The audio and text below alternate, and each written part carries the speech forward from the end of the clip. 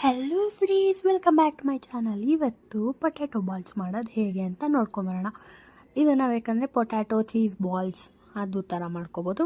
But ನಾನಿಲ್ಲಿ cheese use ಮಾಡಿಲ್ಲ. ನೀವು ಬೇಕಂದರೆ ಇದರೊಳಗಡೆ ಚೀಸ್ ಇಟ್ಟು ಡೀಪ್ ಫ್ರೈ ಮಾಡಿಕೊಂಡ್ರೆ ಪೊಟ್ಯಾಟೊ ಚೀಸ್ ಬಾಲ್ಸ್ ಆಗುತ್ತೆ.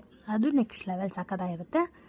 ಆ ಟೈಮ್ಗೆ ಪೊಟ್ಯಾಟೊ ಮಾತ್ರ ಇತ್ತು, ಚೀಸ್ ಎಲ್ಲ ತಂದು ಮಾಡ್ಕೊಳೋ ಅಷ್ಟು ಪೇಷನ್ಸ್ ಇರಲಿಲ್ಲ. ಸೊ ನಾನು ಅದೇ ಮಾಡಿಕೊಂಡೆ. ಫಸ್ಟು ನಾನು ಬಂದು ಪೊಟ್ಯಾಟೊ ಕ್ಯಾರೆಟ್ನ ಬಾಯ್ಲ್ ಮಾಡಿಕೊಂಡು ಈ ಕಡೆ ಬ್ರೆಡ್ ಸೈಡ್ ಪೀಸಸ್ ಎಲ್ಲ ಕಟ್ ಮಾಡಿಕೊಂಡು ಸೈಡ್ ಪೀಸಸ್ ಮಾತ್ರ ಬ್ರೆಡ್ ಕ್ರಮ್ಸ್ ಆಗಿ ನಾನು ಮಿಕ್ಸಿ ಮಾಡಿಕೊಂಡೆ. ಆಮೇಲೆ ಮಧ್ಯ ಇದ್ದಿದ್ದು ವೈಟ್ ಎಲ್ಲ ನಾನು ಪೊಟ್ಯಾಟೊ ಜೊತೆಗೆ ಸ್ಮ್ಯಾಶ್ ಮಾಡೋಕ್ಕೆ ಹಾಕ್ಕೊಂಡೆ. ಆಮೇಲೆ ಇದು ಹಾಕ್ಕೊಂಡು ನಾನು ಈ ಸ್ಮ್ಯಾಶ್ ಮಾಡೋಕ್ಕೆ chilli powder, garam masala, chicken masala, ಈ ಥರ ಮಸಾಲಾಸ್ ನಿಮಗೆ ಯಾವ್ಯಾವ ಮಸಾಲ ಇಷ್ಟ ಆಗುತ್ತೋ ಅದು ಹಾಕ್ಕೋಬೋದು.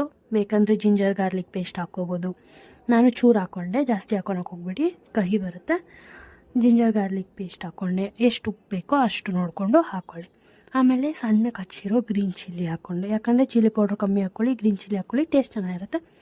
ಅದಾದಮೇಲಿಂದ ಆನಿಯನ್, ಸಣ್ಣಕ್ಕೆ ಹಚ್ಚಿರೋ ಆನಿಯನ್ ಹಾಕ್ಕೊಳ್ಳಿ. ಇಷ್ಟನ್ನು ಹಾಕಿ ನೀಟಾಗಿ ಮಿಕ್ಸ್ ಮಾಡಿ ಸ್ಮಾಲ್ ಬಾಲ್ಸ್ ಹಾಕಿ ಉಂಡೆ ಕಟ್ಟಿ ಇಷ್ಟೊತ್ತಿಗೆ ಈ ಕಡೆ ಎಣ್ಣೆ ಕಾಯಕ್ಕಿಟ್ಟಿರಿ. ಅದಾದಮೇಲೆ ಕಾರ್ನ್ ಫ್ಲೋರು, ವಾಟರು ಮತ್ತು ಚಿಲ್ಲಿ ಪೌಡ್ರು ಇಷ್ಟು ಹಾಕಿ ಮಿಕ್ಸ್ ಮಾಡಿಕೊಳ್ಳಿ.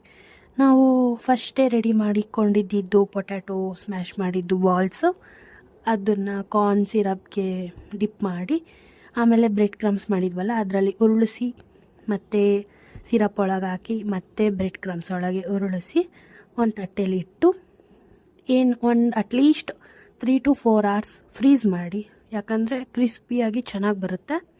ಸೊ ಇದೆಲ್ಲ ಆದಮೇಲೆ, ಈ ಪ್ರೋಸೆಸ್ ಆದಮೇಲೆ ಫ್ರಿಜ್ಜಲ್ಲಿ ಇಡಬೇಕು 3-4 hours.